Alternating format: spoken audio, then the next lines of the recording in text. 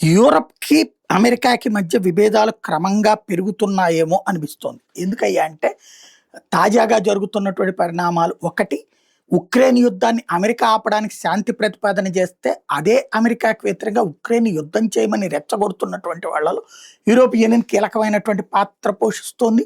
అందులో బ్రిటన్ అవసరమైతే నా సైన్యాన్ని పంపిస్తానంటోంది, కెనడా పంపిస్తానంటోంది, ఫ్రాన్స్ పంపిస్తానంటోంది. అంటే యూరప్ దేశాలు నేరుగా ఉక్రెయిన్‌కి సైన్యాన్ని పంపించడానికి సిద్ధంగా ఉన్నాయి.